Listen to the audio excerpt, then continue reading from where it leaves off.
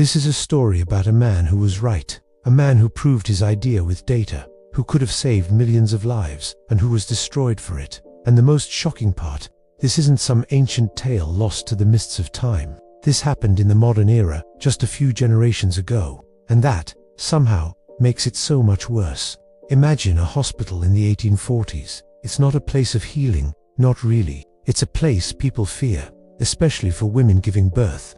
In the best hospitals across Europe, 1 in every 10 mothers would die from something called childbed fever, a horrific illness that would strike after delivery, causing intense pain, fever, and almost certain death. But people just accepted it. They called it an act of God, a miasma in the air, or simply bad luck. Doctors, respected gentlemen of science, would finish performing an autopsy in the morgue, wipe their hands on their coats, and walk straight into the delivery room to help bring a new life into the world. They saw no connection.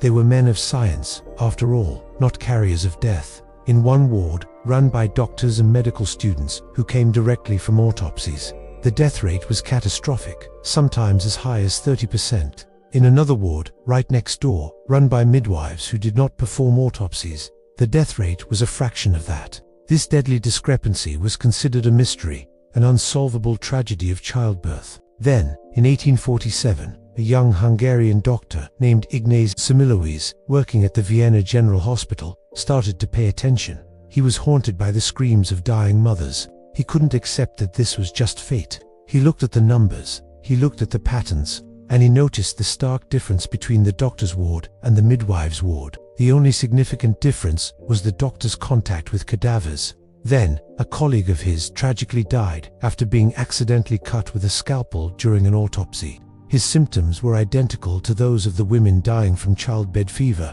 That was it. The light bulb moment. Semmelweis realized that cadaverous particles, invisible material from the dead, were being transferred on the doctor's hands to the mothers during childbirth, causing the fatal infection. He didn't know about germs yet. That theory was still decades away. He just knew something was being transferred. He proposed a simple, radical solution. Doctors must wash their hands in a chlorinated lime solution before examining patients. The chlorine, he reasoned, would destroy the deadly particles. He implemented this rule in his clinic. The results were instantaneous and miraculous.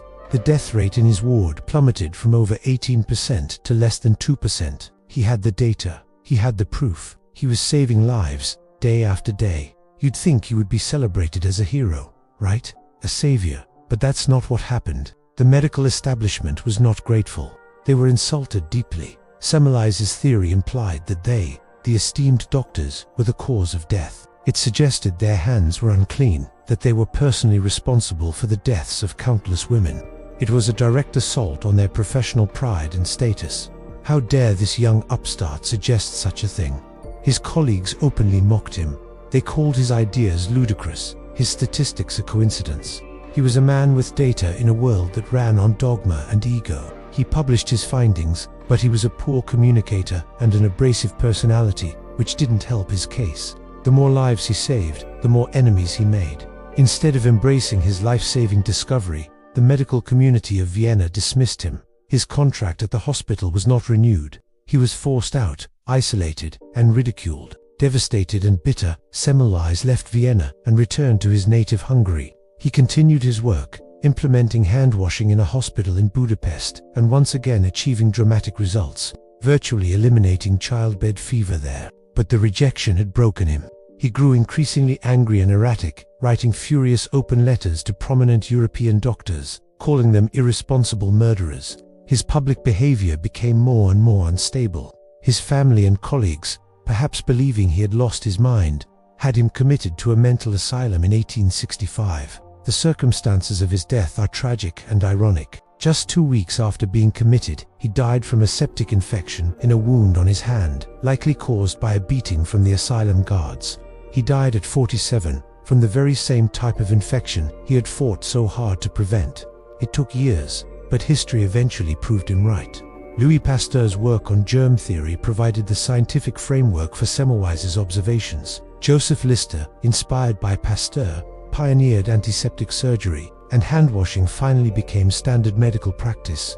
Semmelweis was vindicated, but it was too late for him. and too late for the millions of mothers who could have been saved if the world had just listened. So, what do we learn from the tragedy of Ignaz Semmelweis? It's a powerful and disturbing reminder that truth alone is not always enough. Being right doesn't guarantee you'll be heard. Sometimes, an idea arrives before its time, before the world is ready to accept it, especially when that truth challenges powerful beliefs and established egos. Semmelweis' story isn't just about the history of medicine. It's a timeless lesson about the human resistance to change, the danger of dogma, and the courage it takes to stand for an unpopular truth. His name is now synonymous with the Semmelweis reflex, the tendency to reject new evidence because it contradicts established norms. He was a martyr for science, a man destroyed by the very people he tried to save, and his ghost haunts us with a chilling question: what life-saving truths are we rejecting today, simply because they make us uncomfortable? Thank you for watching. If this story moved you, please consider subscribing for more deep dives into the hidden corners of history. See you next time.